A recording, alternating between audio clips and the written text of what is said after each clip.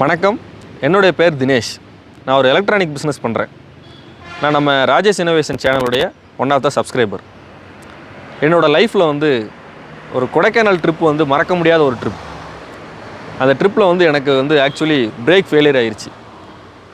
அந்த break failure சுச்சுவேஷன்லேருந்து நான் எப்படி வெளியில் வந்தேன் அதை நான் உங்கள்கிட்ட ஷேர் பண்ணலான்னு இருக்கிறேன். அதுக்கும் நம்ம ராஜேஷ் இன்னோவேஷன் சேனலுக்கும் ஒரு சம்மந்தம் இருக்குது.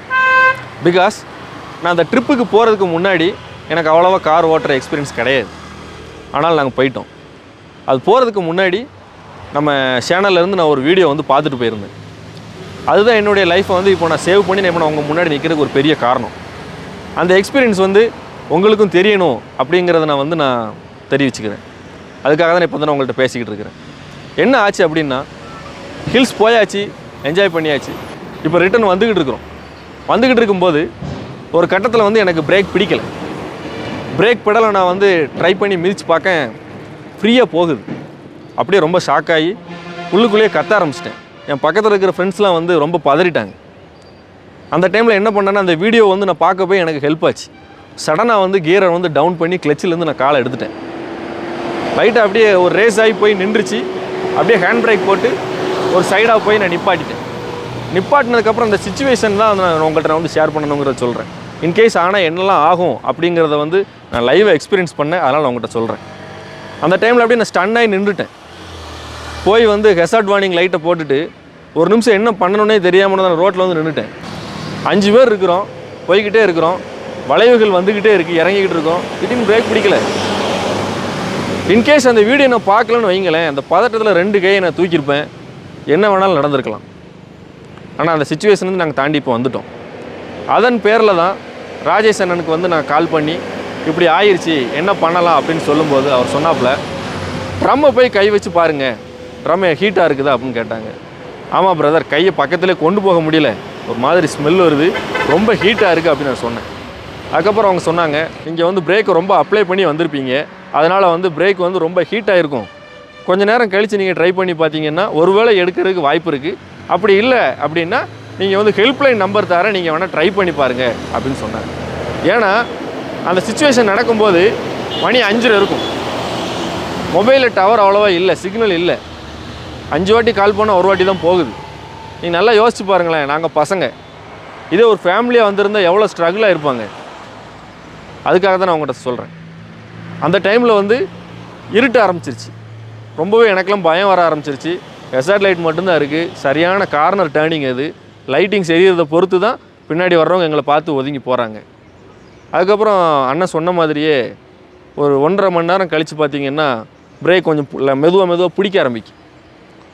அதுக்கப்புறம் ஹெல்ப்லைன் நம்பருக்கு நான் கால் பண்ணி கேட்டதுனால கீழே அதாவது கொடைக்கானல் கீழே திண்டுக்கல்லில் பண்ணி தரேன் அப்படின்ட்டாங்க.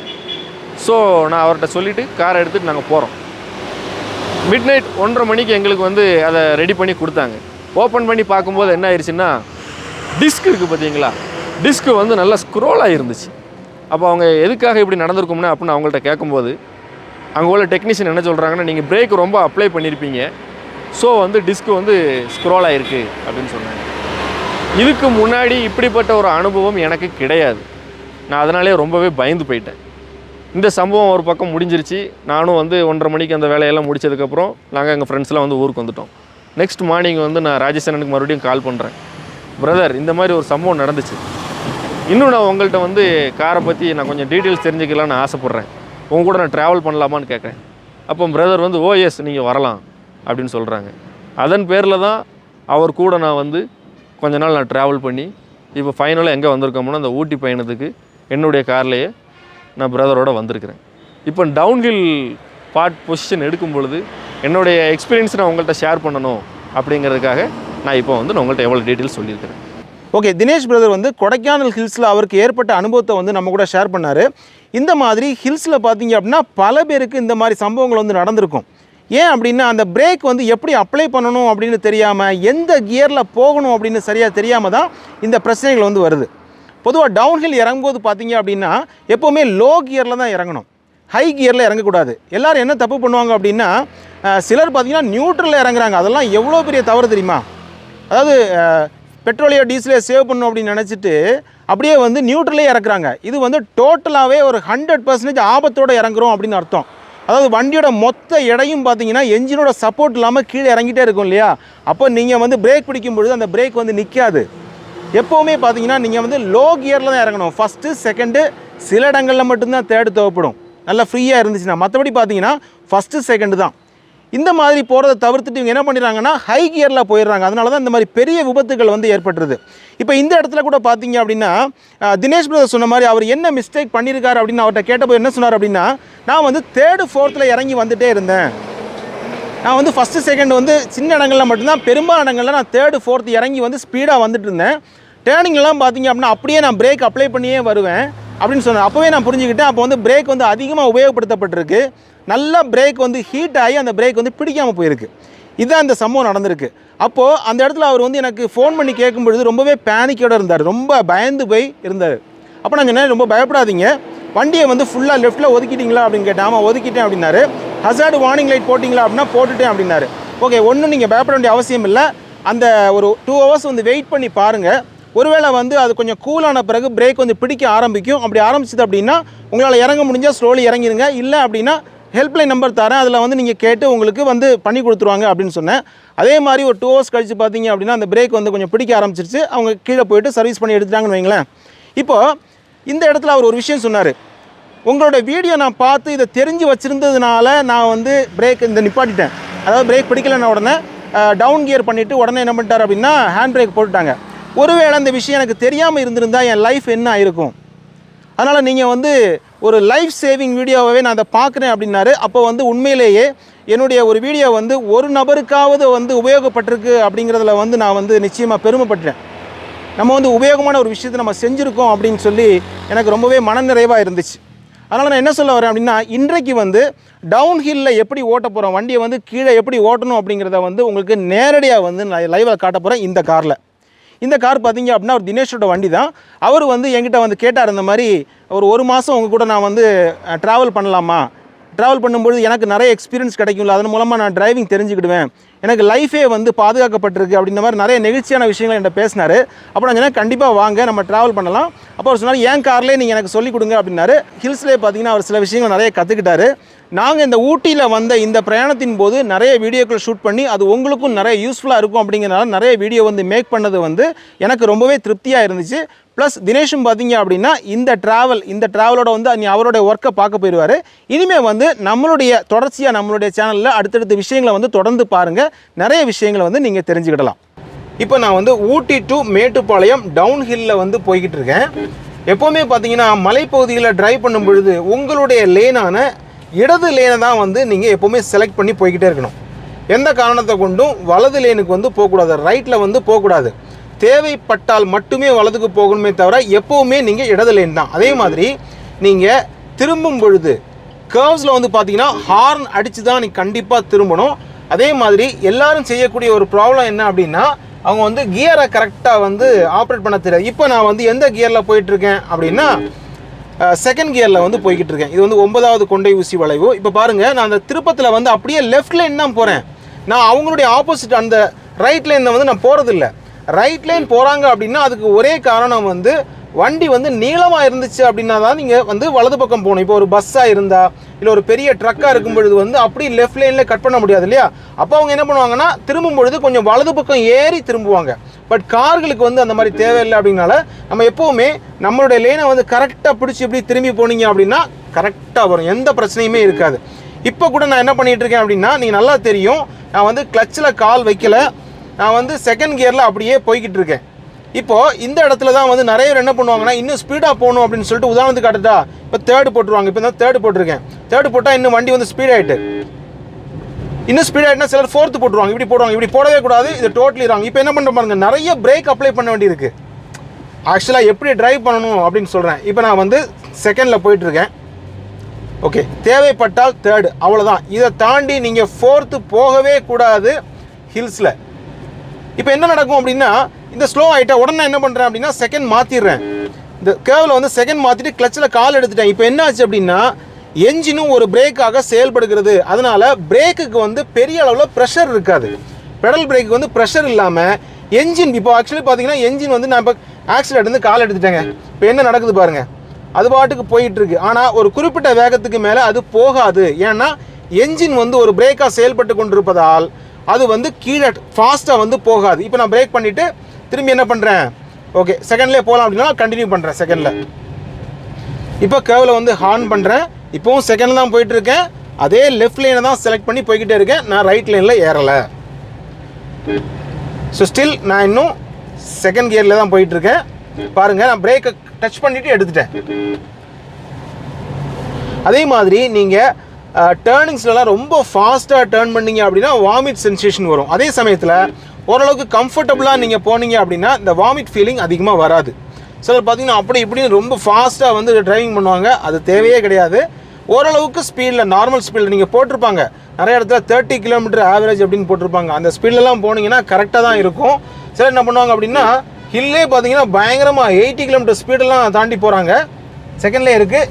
அப்படியே திரும்புகிறேன், என்னுடைய லேனில் தான் திரும்புகிறேன், நான் அவங்க லேனுக்கு போகலை. ஓகே, ஆக்சிலேட்டர் இப்போது செகண்டில் தான் போயிட்டுருக்கு. நீங்கள் பெடல் நல்லா பார்த்தீங்கன்னா தெரியும். பாருங்கள், இப்போ லைட்டாக பிரேக் டச் பண்ணுறேன் தேவைக்கு மட்டும், அவ்வளோதான். பிரேக்லேருந்து காலை எடுத்துட்டேன். That's it. சிலர் என்ன பண்ணுவாங்க அப்படின்னா பிரேக்கில் காலை வச்சுக்கிட்டே போகிறதுனால தான் வந்து என்ன ஆயிடுது, பிரேக் ஃபெயிலியர் ஆயிடுது. நான் வந்து என்ன சொல்லுவேன்னா தேவைப்படுற இடத்துல மட்டும்தான் பிரேக் அப்ளை பண்ணுங்கள். கண்டினியூவாக ட்ரைவ் பண்ணுறேன். அப்படியே பாருங்கள், செகண்ட்லேயே தான் போயிட்டுருக்கேன். இப்போ எனக்கு ஒரு டேர்ன் வருது, லைட்டாக பிரேக் அப்ளை பண்ணுறேன். ஓகே, எடுத்துட்டேன், அவ்வளோதான். ஆக்சிலேட்டர் கொடுக்குறேன். ஓகே, எனக்கு ஸ்பீடு குறைக்கணும்னு தோணுது, லைட்டாக பிரேக் அப்ளை பண்ணுறேன், எடுத்துட்டேன், அவ்வளோதான். ஓகே, இந்த இடத்துல ஒரு டேர்ன் வருது, பிரேக் பண்ணிட்டேன், விட்டுட்டேன், அவ்வளோதான். ஜஸ்ட்டு வந்து தேவைப்பட்ட இடத்துல மட்டும் டச். சிலர் என்ன பண்ணுவாங்க தெரியுமா, இப்போது என்ன தப்பு பண்ணுறாங்க உங்களுக்கு காட்டுறேன். பிரேக் பண்ணிட்டேன், அவ்வளோ விட்டுட்டேன். இப்போ இந்த இடத்துல ஃபுல்லாக நான் செகண்டில் போயிட்டுருக்கேங்க. இப்போ நல்ல ஒரு இறக்கம் வருது. அந்த இறக்கம் பார்த்தீங்கன்னா அப்படின்னா நல்லா ஸ்லோவாக திரும்பணும் அப்படிங்கிறதுனால ஓகே ஃபுல்லாக நான் என்ன பண்ணிட்டேன்னா மெதுவாக திரும்புகிறேன். ஸோ ஃபஸ்ட் கியர் போட்டேன். ஃபஸ்ட் கியர் போட்டு கூட மெதுவாக திரும்பிக்கலாம், ஒன்றும் பிரச்சனை கிடையாது. ஓகே, இப்போ உள்ளே இருக்கிறவங்களும் பார்த்தீங்க அப்படின்னா ரொம்பவே கம்ஃபர்டபுளாக ஃபீல் பண்ணுவாங்க. வாமிட் வராமல் கொஞ்சம் கம்ஃபர்டபுளாக. நீங்கள் ரொம்ப ஃபாஸ்ட்டாக திருப்பினீங்கன்னா வாமிட் சென்சேஷன் வந்துடும். ஓகே, இப்போ பாருங்கள், நான் உங்களுக்கு எப்படி செய்யக்கூடாது அப்படின்னு சொல்லி காட்டுறேன். இப்போ இந்த இடத்துல செகண்ட் கியர்லேயே தான் போக வேண்டிய சூழ்நிலை இருக்குது. ஆனால் இந்த இடத்துல என்ன பண்ணுவாங்க, தேர்ட் கியர் போட்டுருவாங்க. இப்போ தான் பாருங்கள், தேர்ட் கியர் போட்டேன். இப்போ இதில் வண்டி ஸ்பீடு போகுது. இப்போ என்ன பண்ண வேண்டியிருக்கும் அப்படின்னா எனக்கு பிரேக்கை வந்து நான் பாருங்கள் எவ்வளோ நேரம் கால் வச்சுருக்கேன்னு. இப்போ பிரேக் விட்டால் ஸ்பீடாக போயிருங்கனால பிரேக்கு கால் வைக்கிறேன். அப்போது செகண்ட் கியரில் போகும்போது எனக்கு பிரேக் கொஞ்சமாக தேவைப்பட்டுச்சு, தேர்ட் கியரில் போகும்போது அதிகமாக தேவைப்பட்டுச்சு. அதனால தான் பிரேக் ஃபெயிலியர்ஸ் வந்து அதிகமாகுது. அப்போ கரெக்டான இடத்துல கரெக்டான கியரில் இருக்கணும். இப்போ நான் செகண்ட் போட்டுறேன். ஓகே, செகண்டில் போயிட்டுருக்கு. ஆன் பண்ணிவிட்டேன். பிரேக் அப்படியே திருப்புறேன், பிரேக்லேருந்து கால் எடுத்துட்டேன், அவ்வளோதான். ஆக்சிலேட்டர் கொடுத்துட்டேன். ஓகே, செகண்ட் தான் போயிட்டுருக்கு. அப்படியே என்னோட லேனை நான் விடாமல் அப்படியே போகிறேன், பிரேக் பிடிச்சிட்டேன், காலை விட்டுட்டேன். எப்படி, இவ்வளோதான். கரெக்டாக உங்களுக்கு தெரிஞ்சால் இந்த டிரைவிங் அழகாக செய்ய முடியும். பெரும்பாலும் நீங்கள் செகண்ட் கியரில் போகிறது மூலமாக உங்களுக்கு என்ஜின் ஒரு நல்ல ஒரு பிரேக்காக யூஸ் பண்ணிக்கிட்டே வருது. ஆக்சுவலி பார்த்தீங்கன்னா நம்ம பேசிட்டு போகிறோம், அது பாட்டுக்கு போயிட்டுருக்கு பாருங்கள், எந்த பிரச்சனையும் இல்லை. இப்போ வந்து நான் பிரேக் அடித்தா குயிக்காக பிரேக் நிற்கும். பிகாஸ் என்ஜினும் ஒரு பிரேக்காக இருக்குது, பெடலும் ஒரு பிரேக்காக இருக்குது. இந்த பாருங்கள், ஈஸியாக இருக்கும், இந்த அழகாக நிற்கும், பிரச்சனையே இல்லை. இப்போ கண்டினியூ பண்ணுறேன். That's it. ஓகே, எவ்வளோ அழகாக ட்ரை பண்ணலாம் தெரியுமா? இதை தெரியாமல் நிறைய பேர் வந்து ஸ்பீடு போய் எங்கேயாவது ஆக்சிடெண்ட் பண்ணி பல பேருக்கு வாழ்க்கையை இழந்து, அதெல்லாம் ரொம்ப கஷ்டங்க. Okay, break. இப்போ இந்த இடத்துல எனக்கு செகண்டே போதும்னு தோணுது, அப்படியே போயிடுறேன். ஓகே, தேர்டு போட்டேன். இப்போ பாருங்கள், உடனே நான் செகண்ட் போட்டேன், அவ்வளோதான். எனக்கு வந்து கரெக்டான கியர், எந்த இடத்துல அந்த கியர் தேவையோ உடனே நீங்கள் வந்துடணும் இம்மிடியேட்டாக. Okay, second. இப்போ ஒருவேளை வந்து நீங்கள் சொல்கிறீங்க எவ்வளோ நேரம் தாங்க செகண்ட்லேயே போயிட்டு இருக்கிறது, நான் வந்து தேர்டில் போகலாமா அப்படின்னா போகலாம். ஆனால் உடனடியாக தேவைப்பட்டால் செகண்டுக்கு வந்துடணும். அது எப்படின்னு நான் காட்டுறேன் பாருங்கள். இப்போ இந்த இடத்துல நல்ல ஒரு கர்வ் வருது, ஹேர்பின் பெண்ட் பாருங்கள். லைட்டாக பிரேக் திருப்பிட்டேன், அவ்வளோதான். பிரேக்கை விட்டுட்டேன், அழகாக திரும்பிடுச்சு, அவ்வளோதான். இப்போ நான் தேர்டு நீங்கள் கேட்குற மாதிரி கொஞ்சம் ஸ்பீடாக போய் நீங்கள் தேர்டு மாற்றி காட்டுங்க அப்படின்னா அந்த தேர்டு போட்டேன், கொஞ்சம் ஸ்பீடாக போகிறேன் பாருங்கள். ஓகே, இப்போ இந்த இடத்துல ஒரு கர்வ் வருது, நான் இப்படியே தேர்டில் திரும்பக்கூடாது, உடனே செகண்டாக மாற்றணும். செகண்ட் மாற்றிட்டேன். ஓகே, அவ்வளோதான். கிளச்சில் கால் எடுத்துட்டேன், வண்டி வந்து அப்படியே என்ஜின் ரைஸ் ஆகி அவருடைய பிரேக்கை வந்து பிடிக்குது. அழகாக பாருங்கள், என்ன பாருங்கள், செகண்ட்லேயே போகிறேன். ஓகே, இப்போ செகண்டில் போகும்போது கொஞ்சம் ஸ்பீடாக போனால் கூட பிரேக் நிற்கும். ஆனால் தேர்டில் போனால் பிரேக் நிற்கிறோட பவர் வந்து குறையாக இருக்கும். இப்போ பாருங்கள் தேர்டு தான் பாருங்கள், ஃபோர்த்து போட்டேன் அப்படின்னு வைங்க. நீங்கள் ஃபோர்த்து போட்டு போகிறீங்க, இது வேகம் அதிகம். இப்போ பிரேக்கை பிடிச்சிங்க அப்படின்னா அதிகமாக பிரேக் வந்து ப்ரெஷர் கொடுக்குறீங்கன்னு அர்த்தம். ஓகே, தேர்டு ஃபோர்த்து அதே மாதிரி காட்டுறேன். ஃபோர்த்தில் வந்து பார்த்தீங்கன்னா இப்படி போட்டு பிரேக் பிடிக்கக்கூடாது. பிடிச்சா என்ன ஆகும், பிரேக்குக்கு அதிக வேலை இருக்குது. ஸோ இந்த இடத்துல ஃபோர்த்தே போடக்கூடாது. நீங்கள் மேக்ஸிமம் என்ன சொல்கிறேன்னா தேர்டோடு முடிச்சுக்கோங்க. ஃபர்ஸ்ட் செகண்ட் தேவைப்பட்டால் மட்டும் தேர்ட், மற்றபடி எந்த கியரையுமே யூஸ் பண்ணாங்க. ஃபோர்த் ஃபிஃப்த்தை யூஸ் பண்ணாதீங்க. அவ்வளோதான் தேர்டு. ஓகே, இந்த இடத்துல செகண்ட் வந்துட்டேன் பாருங்கள். எனக்கு தேர்டு இந்த கர்வ் வந்த உடனே நான் என்ன பண்ணிடுவேன்னா, நான் எப்போவுமே மேக்ஸிமம் வந்து செகண்ட்லேயே தான் இறங்குவேன். கொஞ்சம் ஸ்பீடாக போனால் கூட செகண்ட் தான். ஏன்னா எனக்கு வந்து பிரேக் பாதிக்காது, என்ஜின் வந்து நல்லா பவர்ஃபுல்லாக நமக்கு வந்து பிடிச்சிட்டு வரதுனால ஒரு பாதுகாப்பாக இருக்கும். ப்ளஸ் நான் ரொம்ப வேகமாகவும் போக மாட்டேன் இல்லையா, அப்போ ஆட்டோமேட்டிக்காக உள்ளே இருக்கிறவங்களும் கம்ஃபர்டபுளாக வந்து ஃபீல் பண்ணுவாங்க. அப்படின்னால எப்போவுமே நான் ட்ரைவ் பண்ணும்போது மேக்ஸிமம் செகண்ட் கியரில் போவேன். சில நேரங்களில் மட்டும் தேர்ட் கியர் போட்டுக்குவேன். ரொம்ப நேரமாக பார்த்தீங்கன்னா இந்த ட்ரக்கு பின்னாடி தான் வந்துட்டுருக்கேன். சிலர் வந்து பொறுமை இழந்து என்ன பண்ணுவாங்க அப்படின்னா அந்த ஹார்ன் அடித்து ட்ரக்கை வந்து ஒதுக்கி விட்டுட்டு ஓவர்டேக் பண்ணுவாங்க. ஏன்னா இந்த இடத்துல பார்த்தீங்கன்னா தொடர்ச்சியாக வந்து நமக்கு கர்வ்ஸ் வளைவுகள் வந்துக்கிட்டே இருக்குது. அதனால் வளைவுகளில் எந்த காரணத்தை கொண்டு ஓவர்டேக் பண்ணக்கூடாது. அப்படிங்கிறனால இந்த ட்ரக் பின்னாடி போகிறதுனால எந்த தப்பும் கிடையாது. அதனால் வந்து நம்ம கொஞ்சம் லேட்டாக போகிறதுனால அந்த மாதிரி எந்த பிரச்சனையும் கிடையாது. அப்படின்னால நான் இதுக்கு பின்னாடி தான் போயிட்டுருக்கேன். இங்கே பாருங்கள், இவங்க தேவையில்லாமல் ஓவர்டேக் பண்ணாங்க பாருங்கள். இப்படி ஓவர்டேக் பண்ணுறது வந்து பார்த்தீங்கன்னா என்ன அவசரம் சொல்லுங்கள் பார்ப்போம். இப்போ இவ்வளோ நேரத்தில் வந்து இவங்க எங்கே போயிட்டாங்க, ஆப்போசிட்டில் வண்டி வந்துருச்சு. இந்த மாதிரி ஓவர்டேக் பண்ணக்கூடாதுன்னு தான் சொல்லுங்க பாருங்கள். இப்போ ஓவர்டேக் பண்ண ட்ரை பண்ணுறாங்க பாருங்கள் ட்ரக்கை. கொஞ்சம் பொறுமையாக போயாச்சு அப்படின்னா பிரச்சனையே கிடையாது. இங்கே பாருங்கள், இப்போ இந்த இடத்துல அந்த டேர்னிங்கில் வந்து இங்கே ஓவர்டேக் பண்ண ட்ரை பண்ணுறாங்க பாருங்கள். அது ஒரு கர்வ். அது பார்த்தீங்களா எவ்வளோ ரிஸ்க் எடுக்கிறாங்க பாருங்கள். Blind spot. இது ஆப்போசிட்டில் வர வாகனங்களே என்னன்னு தெரியல, ஆனால் டக்குன்னு வந்து ஓவர்டேக் பண்ணுறாங்க. அது பை லக்கு தான். சில நேரத்தில் வராமல் இருந்தால் அவங்க தப்பிச்சுக்கிடுவாங்க. ஒருவேளை வந்துருச்சு அப்படின்னா, அதனால தான் சொல்கிறேன் பொறுமையாக போகிறதுல தவறு இல்லை அப்படின்னு சொல்கிறேன். நமக்கு வந்து கரெக்டான ஒரு டைம் கிடைக்கும். ஒரு சின்ன கேப் கிடைச்ச உடனே நம்ம என்ன பண்ணிக்கலாம், ஓவர்டேக் பண்ணிக்கிடலாம். ஓகே, இப்போ எனக்கு ஒரு ஸ்பேஸ் கிடைக்கிற மாதிரி இருக்குது, நான் ஓவர்டேக் பண்ண போகிறேன். அவ்வளோதான். இன்னொரு ஸ்பேஸ் கிடச்சிருச்சு அப்படின்னா நான் ஓவர்டேக் பண்ணிக்கலாம். இப்போ தேர்ட் கியர் வந்துட்டேன். ஓகே, தேர்ட்லேயே போகிறேன். ஃபோர்த்து போடக்கூடாது, கொஞ்சம் ஃப்ரீயாக இருக்கிற மாதிரி தெரியுது. இப்போ பாருங்கள், நான் செகண்ட் போட்டேன். ஏன்னா எனக்கு வந்து வண்டி ஸ்பீடாக போகிற மாதிரி தெரியுது. ஸோ செகண்ட் போட்டு இப்போ பிரேக் பண்ணால் அழகாக நிற்கும், பிரச்சனையே இல்லை. இப்போ தேர்டில் வந்து பிரேக் போட்டிருந்தா பிரேக் வந்து கொஞ்சம் ஸ்ட்ரகிள் ஆகும். அதனால தான் சொல்கிறேன் கியர்ஸை வந்து டவுன் பண்ணிடுங்க. அப்போது நான் தெளிவாக சொல்கிறது, டவுன் ஹில் ஓட்டும் பொழுது நீங்கள் தெளிவாக பண்ண வேண்டியது லோ கியர்ஸில் இருங்க. ப்ளஸ் பிரேக்கை வந்து அதிகம் யூஸ் பண்ணாதீங்க. ப்ளஸ் பார்த்தீங்கன்னா ஹார்ன் அடிச்சுக்கிட்டே போங்க. ஓவர்டேக் பண்ணும்போது ஹார்ன் அடிங்க. தேவையான இடத்துல மட்டும்தான் ஓவர்டேக் பண்ணணும். இப்போ இந்த ட்ரக் வந்து நம்மளை ஓவர்டேக் பண்ணி அவங்க எங்கே போயிட்டாங்க சொல்லுங்கள் பார்ப்போம். அந்த இடத்துல ரொம்ப கஷ்டப்பட்டுலாம் ஓவர்டேக் பண்ணாங்க. ஓவர்டேக் பண்ணி எதுக்கு சொல்லுங்கள், இப்படி தான் போயிட்டு இருக்க முடியும். நம்ம போகிற வேகத்தில் தான் அவங்களும் போகிறாங்க. இந்த இடத்துல எனக்கு ஒரு கேப் கிடைக்கும் அப்படின்னு நினைக்கிறேன். கிடச்சின்னா இந்த வண்டியை ஓவர்டேக் பண்ணிவிடுவேன். எஸ், கிடச்சிட்டு தேர்ட் கியர் போட்டேன், அப்படியே போயிட்டேன். அவ்வளோதான். ஓகே, அப்படியே வந்து நம்ம டவுன் ஹில் இறங்கி மேட்டுப்பாளையம் பக்கத்தில் வந்துட்டோம். இன்றைக்கு வந்து நம்ம பார்த்த இந்த டவுன் ஹில் தகவல்கள் வந்து உங்களுக்கு ரொம்பவே உபயோகமாக இருந்திருக்கும் அப்படின்னு நம்புகிறேன். தேங்க்யூ ஸோ மச் ஃபார் வாட்சிங் அவர் வீடியோஸ். தேங்க்யூ.